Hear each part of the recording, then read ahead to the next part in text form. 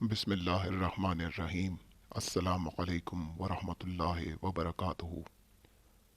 عزیزان گرامی، اس ویڈیو میں ہمارا جو موضوع ہے وہ یہ ہے کہ کیا صرف قرآن ہمارے مسائل کو حل کرنے کے لیے کافی ہے؟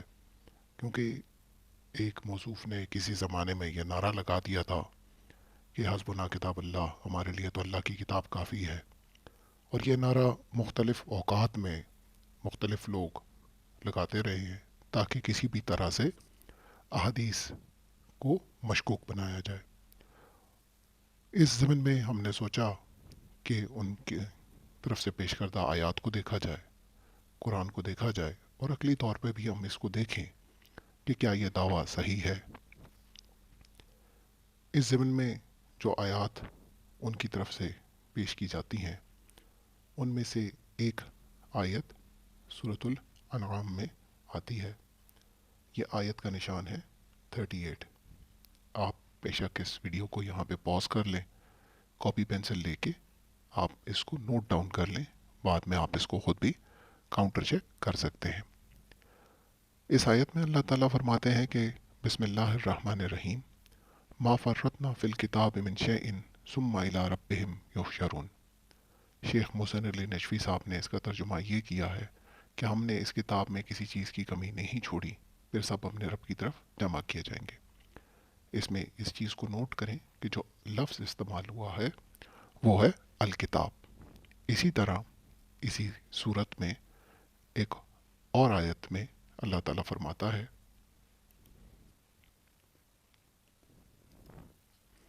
آیت نمبر ہے اب 59۔ یہاں پہ اللہ تعالیٰ فرماتا ہے کہ ولا رطب ولا رطب ولا یابس الا فی کتاب مبین، کہ کوئی خشک و تر ایسا نہیں جو کتاب مبین میں موجود نہ ہو۔ خشک و تر سے مراد یہ کہ چونکہ ہر طرح کی چیز اس میں کور ہو جاتی ہے تو ہر چیز اس میں موجود ہے۔ یہاں پہ بلکہ پوری آیت یہاں سے ہے کہ اور زمین کی تاریکیوں میں کوئی دانہ اور خشک و تر ایسا نہیں جو کتاب مبین میں موجود نہ ہو۔ تو یہاں پہ کتاب مبین کے حوالے سے یہ بات کی گئی کہ اس میں ہر طرح کی بات موجود ہے۔ اسی طرح ایک اور آیت کا بھی آیت کو بھی پیش کیا جاتا ہے۔ یہ بنیادی طور پہ سورہ نحل میں آیت آتی ہے، آیت کا نمبر ہے 89، اور یہاں پہ آیت میں آتا ہے بسم اللہ الرحمن الرحیم، وَنَزَّلْنَا عَلَيْكَ الْكِتَابَ كِتَابًا تِبْيَانًا لِكُلِّ شَيْءٍ وَهُدًى وَرَحْمَةً وَبُشْرَى لِلْمُسْلِمِينَ، کہ ہم نے آپ کے اوپر الکتاب نازل فرمائی، اور اس میں کیا ہے، یہ تبیاناً لکل شے، تبیاناً لکل شے کا کیا ترجمہ بنے گا؟ محسن علی نجفی صاحب فرماتے ہیں کہ ہم نے آپ پر یہ کتاب ہر چیز کو بڑی وضاحت سے بیان کرنے والی، تبیاناً لکل شے کا مطلب بڑی وضاحت سے بیان کرنے والی، اور یہاں پر بھی کیا لفظ استعمال ہو رہا ہے؟ الکتاب۔ یہ سورہ انعام کی آیت نمبر 38 میں بھی یہی ورڈ تھا، یہاں پر بھی یہی ورڈ ہے، اور سورہ انعام کی جو آیت نمبر 1 جو 59 ہے اس میں کتاب مبین کا ذکر موجود ہے، اور اس میں یہ بات کی گئی ہے کہ ہر طرح کا مسئلہ اس میں ہمیں ملتا ہے۔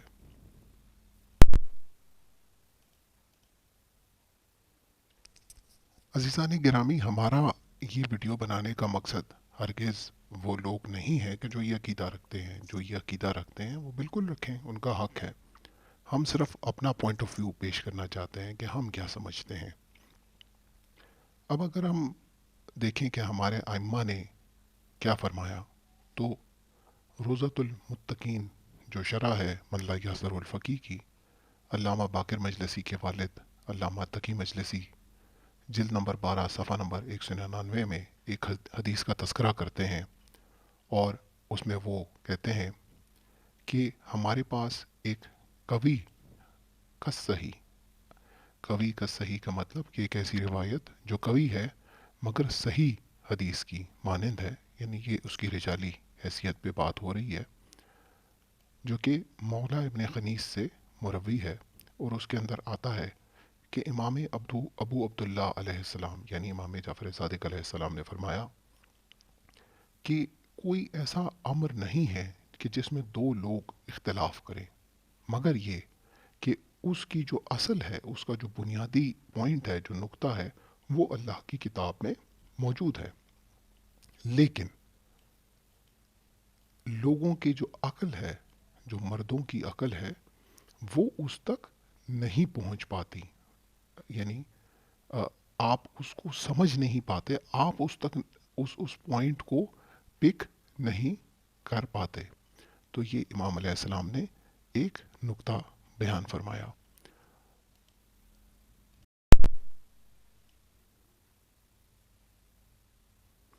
اب جو اس میں امام علیہ السلام نے فرمایا کہ لوگوں کے جو دماغ ہیں وہ اس تک نہیں پہنچ سکتے۔ اگر آپ کبھی قرآن مجید کو پڑھیں گے اور اس میں سورہ آل عمران کی آیت نمبر 7 کو پڑھیں گے اور اس پہ غور کریں گے، تو اس میں اللہ تعالیٰ نے فرمایا بسم اللہ الرحمن الرحیم هو الذی انزل علیک الکتاب منہ آیات محکمات ہن الکتاب وأخر متشابہات فأما الذین فی قلوبہم زیغ فیتبعون ما تشابہ منہ ابتغاء الفتنة وابتغاء تاویلہ وما يعلم تاویلہ الا اللہ والراسخون فی العلم۔ محسن النشوی صاحب نے اس کا ترجمہ کیا کہ وہی ذات ہے جس نے آپ پر کتاب نازل فرمائی جس کی بعض آیات محکم واضح ہیں اور وہی اصل کتاب ہے، اور کچھ متشابہ ہیں جن کے دلوں میں کجی ہے، وہ فتنہ اور تعویل کی تلاش میں متشابہات کے پیچھے پڑے رہتے ہیں، جبکہ اس کی حقیقی تعویل تو صرف خدا اور علم میں راسخ مقام رکھنے والے ہی جانتے ہیں۔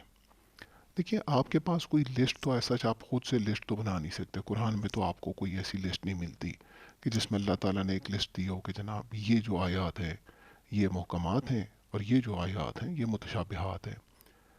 تو آخر کوئی تو آپ کا ایسا شخص ہونا چاہیے کہ جو آپ کو یہ تو بتائے نا کہ ان میں کون سی محکمات ہیں، کون سی متشابہات ہیں، کن آیات کو آپ نے استعمال کرنا ہے، اور جو متشابہات ہیں ان کا کیا مطلب ہے۔ اب یہ تو نہیں ہے قرآن میں، اللہ نے تو یہاں پہ یہ کہہ دیا کہ جن کے دلوں میں کجی ہے وہ فتنہ اور تعویل کی تلاش میں متشابہات کے پیچھے پڑے رہتے ہیں، مگر ظاہری بات ہے ان کی تعویل تو بتائی جائے گی۔ آخر یہ تعویل کون بتائے گا؟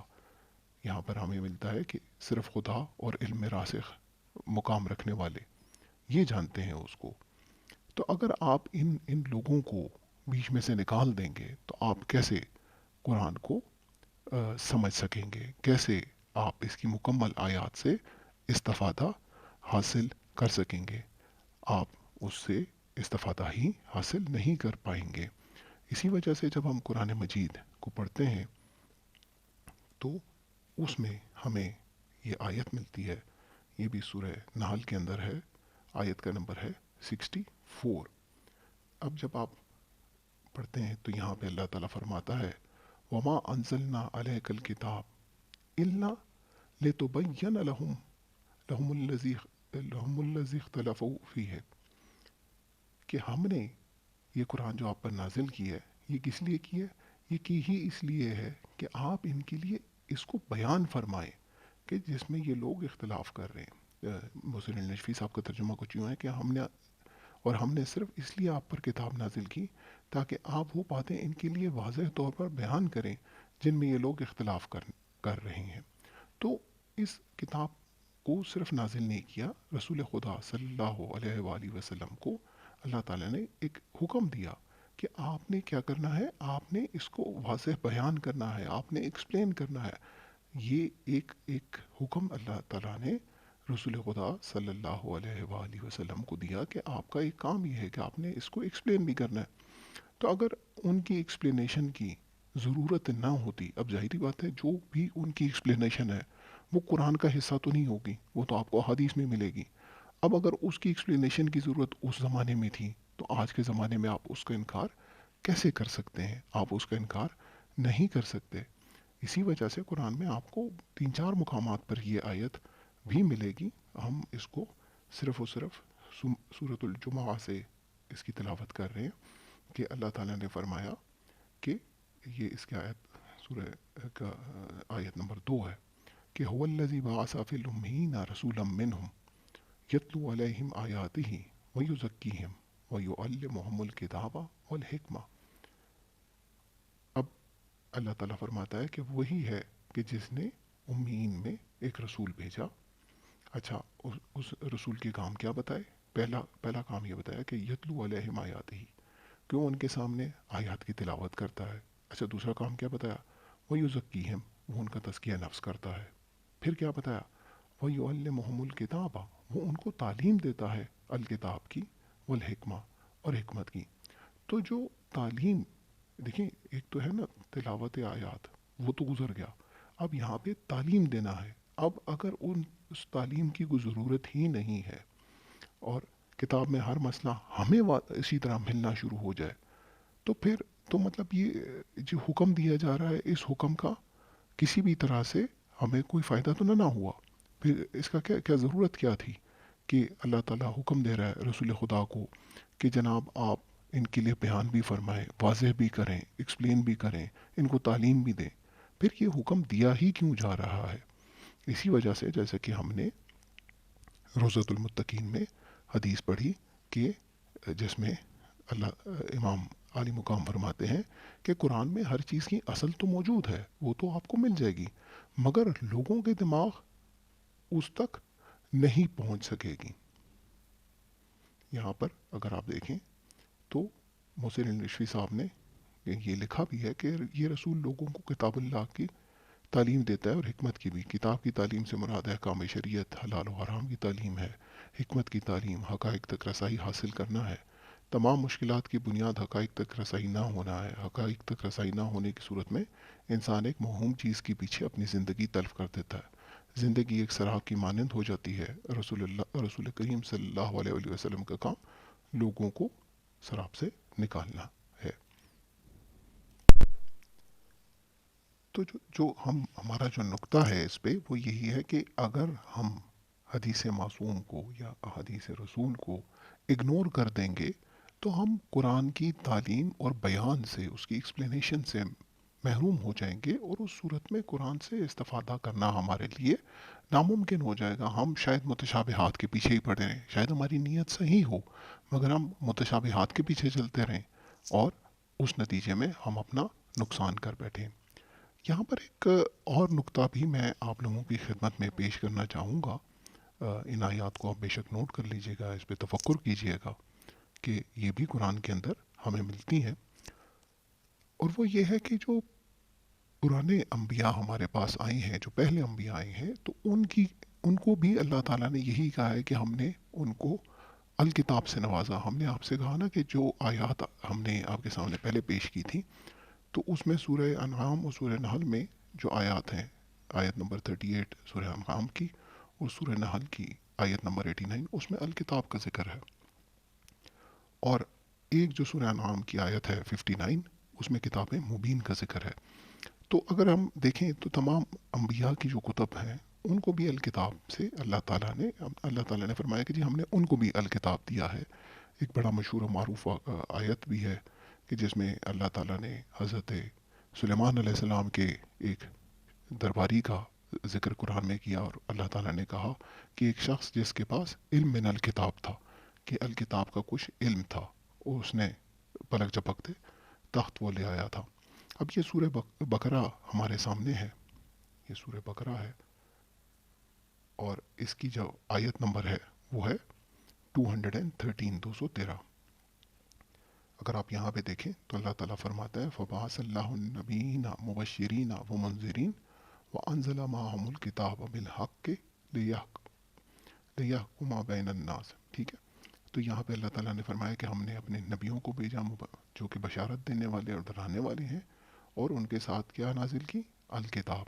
اگر اسی طرح ہم سورہ آل عمران کی طرف رجوع کریں اور اس میں دیکھیں تو وہاں پر بھی ہمیں ایسا ہی ملتا ہے.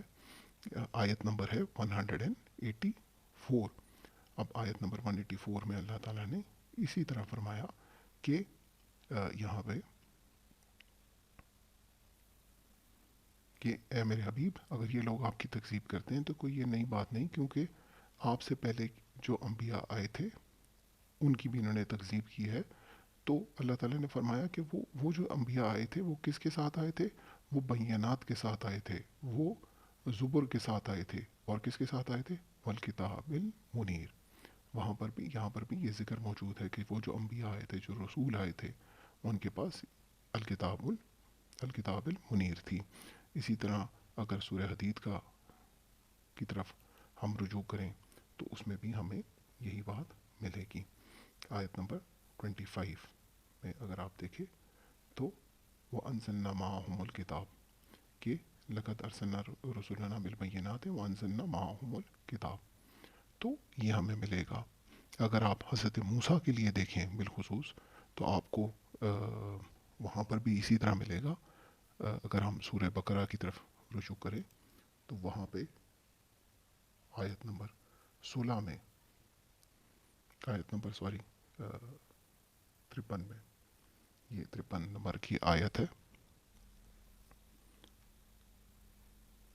کہ وَإِذْ آتَيْنَا مُوسَى الْكِتَابَ وَالْفُرْقَانَ لَعَلَّكُمْ تَهْتَدُونَ کہ ہم نے موسیٰ علیہ السلام کو الکتاب سے ہم نے عطا فرمائی.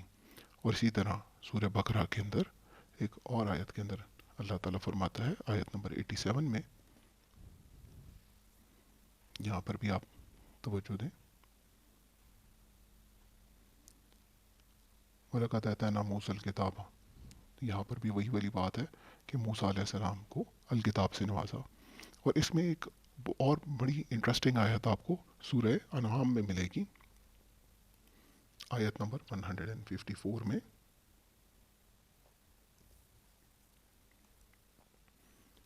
یہ آپ آیت ملاحظہ فرمائیں.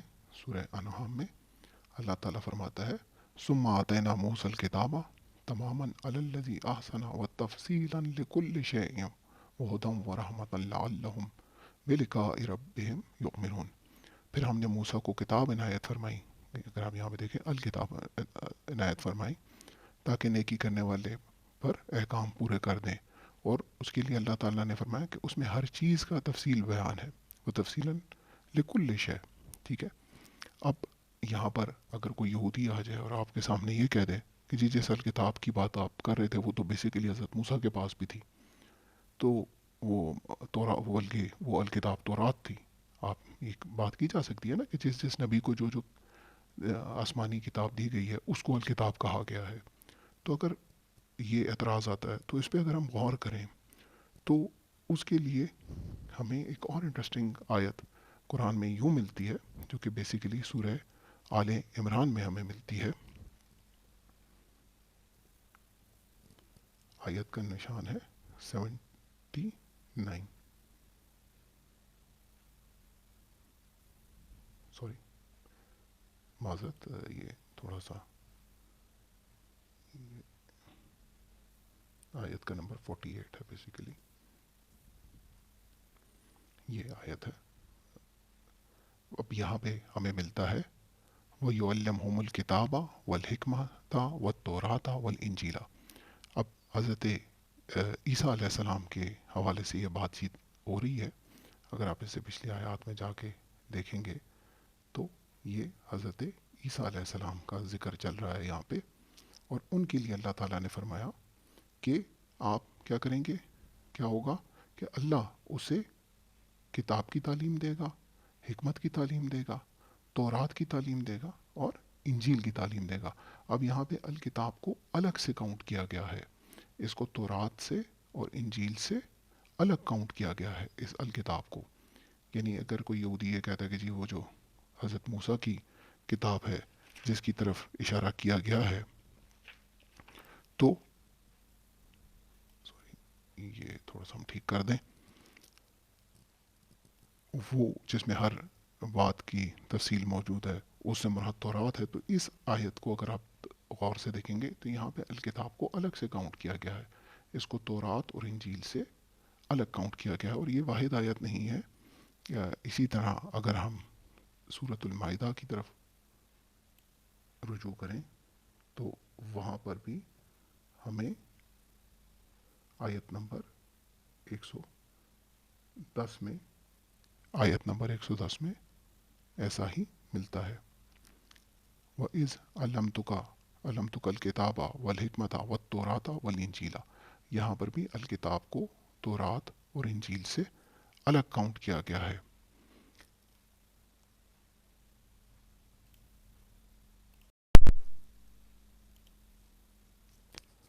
तो अभी तक हमने ये देखा कि जो अम्बिया के को जितने भी सबका थे तो उनके लिए भी मिलता है कि उनको अल किताब दी गई। हमने देखा कि हज़रत मूसा अलैहिस्सलाम के लिए भी सूरह बकरा की आयत नंबर 53 और 87 में आया कि जी उनको भी अल किताब दी गई, बल्कि सूरह अनआम में तो यहाँ तक आया कि उस अल किताब में हर शय की तफसील मौजूद है। और हज़रत ईसा अलैहिस्सलाम के लिए हमें मिलता है कि उनको अल किताब, तौरात, इंजील अलग अलग से इनके नाम लिए गए कि इनकी उनको तालीम दी गई थी।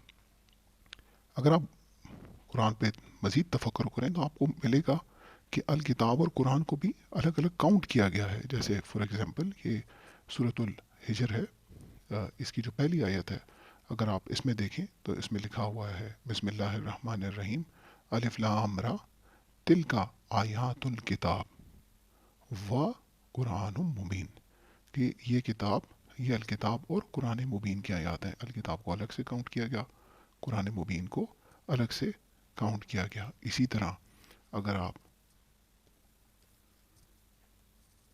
सूरह नमल की पहली आयत देखेंगे तो उसमें भी यही आता है बिस्मिल्लाहिर्रहमानिर्रहीम तौसीन तिलका आयातुल कुरान व किताब मुबीन, कि ये आयतें हैं अल कुरान की और किताब मुबीन की। अलग अलग काउंट किया गया है इन सारी बातों को।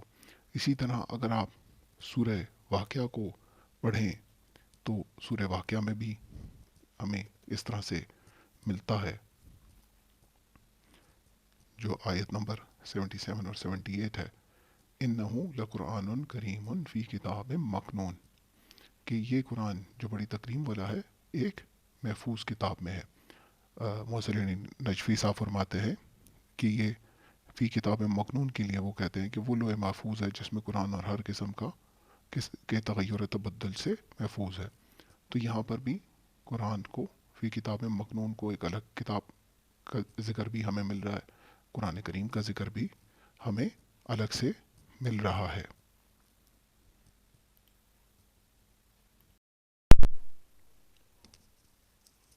कुरान मजीद में जब हम सूरतुल बकरा की तिलावत करते हैं तो उसके अंदर जो दूसरी आयत है, अक्सर आपने उस पर भी अगर आप तवज्जो दें तो वो यूँ आती है कि बिस्मिल्लाहिर्रहमानिर्रहीम अलिफ लाम मीम ज़ालिकल किताबुन ला रैब फ़ीह हुदल लिल मुत्तकीन। अब अक्सर लोग इसका जब तर्जुमा करते हैं तो उसका तर्जुमा ये करते हैं कि ये वो किताब है कि जिसमें कोई शक नहीं, हालांकि ये के लिए अरबी में जो सीगा इस्तेमाल होता है वो हाजा का होता है। जालिक का सीगा हमेशा वो या दैट के मायने में इस्तेमाल होता है, यानी उसका तर्जुमा ये बनेगा कि अलिफ लाम मीम वो अल किताब है कि जिसमें कोई शक नहीं, जो हिदायत है मुत्तकीन के लिए। और अगर आप सूरतुल जो सूरह यूनस है उसकी आयत नंबर 37 पढ़ेंगे तो उसमें भी आपको यही मिलेगी कि कुरान मजीद में अल्लाह ताला फरमाता है बिस्मिल्लाहिर्रहमानिर्रहीम वमा काना हाज़ल कुरआन अन युफ्तरा मिन दुनिल्लाह वलाकिन तस्दीक़ल लज़ी बैन यदैहि व तफसीलल किताब व तफसीलल किताब व तफसीलल किताब ला रैब फ़ीह, कि ये तफसील बयान करती है किसकी, उस अल किताब की कि जिसमें कोई शक नहीं। कुरान का ये एक जो जो कैरेक्टरिस्टिक दिया गया वो ये दिया गया कि ये अल किताब की तफसील बयान कर रही है। और अगर हम कभी भी तफासिर मासूमीन की तरफ रुजू करें, जैसे कि मिसाल के तौर पे ये तफसीर बुरहान है, बड़ी मशहूर और मारूफ ये तफसीर है अल्लामा बहरैनी की। इसका तर्जुमा हमारे पास अब आ चुका है अल्हम्दुलिल्लाह। उर्दू में इसको ज़रूर हासिल कीजिए, बहुत अच्छा तर्जुमा है, बहुत अच्छी एक्सप्लेनेशन है मासूमीन की तरफ से। मुतरजम इसके मौलाना सैयद मुनीर हुसैन रिजवी साहब हैं, ये इसकी पहली जिल्द है। अगर आप इसमें जाके देखेंगे सूरतुल बकरा की جب یہ صفحہ نمبر 181 181 پہ یہ کہتے ہیں. اب انہوں نے جب ترجمہ کیا تو یہاں پہ انہوں نے ترجمہ کافی حد تک صحیح کیا ہے، بالکل صحیح کیا ہوا ہے کہ الف لام میم ذالک الکتاب لا ریب فیہ، الف لام میم وہ کتاب ہے کہ جس میں کوئی شک نہیں ہے، وہ کتاب. اور اس کی جو پہلی حدیث انہوں نے اس کی تفسیر میں درج کی ہے، اس میں یہ کہتے ہیں کہ جناب ابو بصیر نے حضرت امام صادق علیہ السلام سے نقل کیا، آپ نے فرمایا حضرت علی وہ کتاب ہیں جس میں کوئی شک نہیں، جو متقین کے لیے ہدایت ہے. آپ نے فرمایا ان کے پاس ہمارے شیعوں کے لیے ہر چیز کا بیان موجود ہے. اسی طرح تفسیر عیاشی جو بہت ہی مشہور و معروف تفسیر ہے شیعہ مسلک کی، اس کا ترجمہ شوکت حسین صاحب نے کیا ہے، حق برادرز نے اس کو پبلش کیا ہے. اگر آپ اس کے اندر اسی آیت کی طرف توجہ دیں گے تو آپ کو ملے گا کہ سعدان بن مسلم نے بعض اصحاب سے، انہوں نے ابو عبداللہ یعنی کہ امام جعفر صادق علیہ السلام سے اس آیت کے متعلق کہ الف لام میم ذالک الکتاب لا ریب فیہ کے بارے میں پوچھا، تو آپ نے فرمایا کہ وہ کتاب علی علیہ السلام ہے.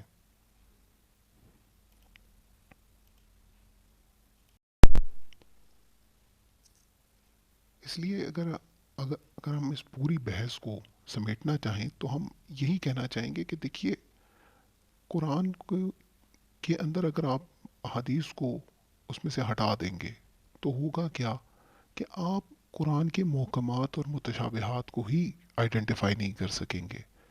اسی بحث میں آپ پھنسے رہیں گے. صرف قرآن اگر کافی ہوتا تو پھر اللہ تعالیٰ اپنے رسول صلی اللہ علیہ وسلم کو یہ کیوں کہتا کہ آپ اس کو لوگوں کے لیے تبیان کریں، اس کو واضح کریں؟ کیوں کہتا کہ آپ اس کی تعلیم دیں؟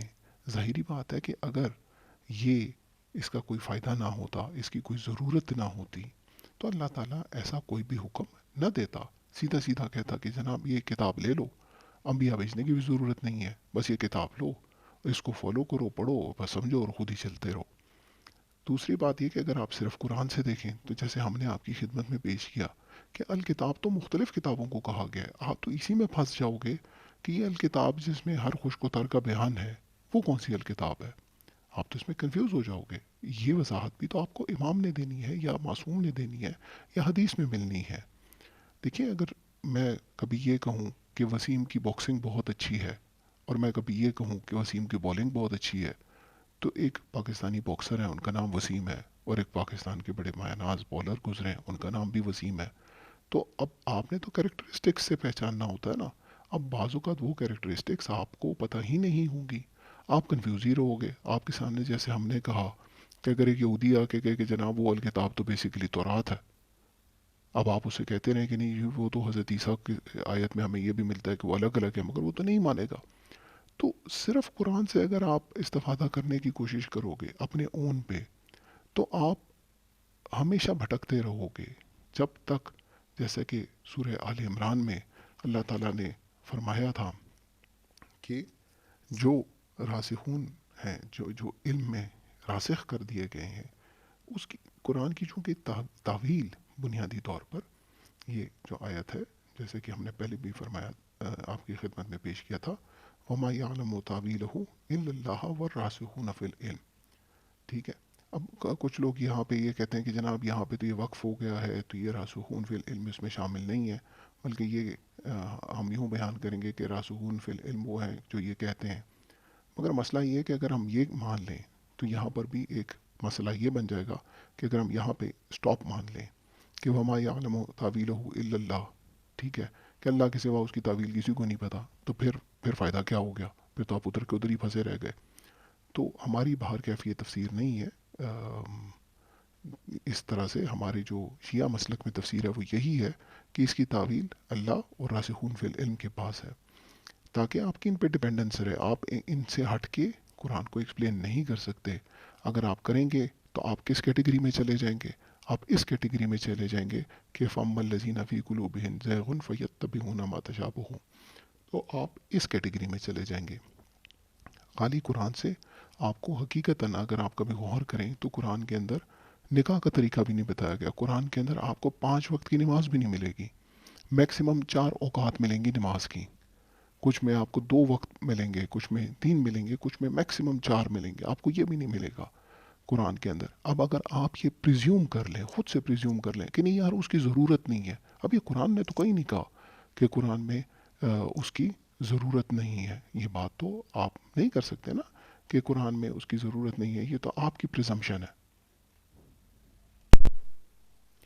अब यहाँ पर कोई बंदा ये भी कह सकता है कि कुछ रिवायात में तो हमारे लिए भी मिलता है कि जी अगर आपको कुरान में हमें भी हम भी कुरान से कई सारे मसाइल का हल निकाल सकते हैं, इसमें हर तरह का जो हमारा इशू है उसका भी सॉल्यूशन मिल सकता है हमें।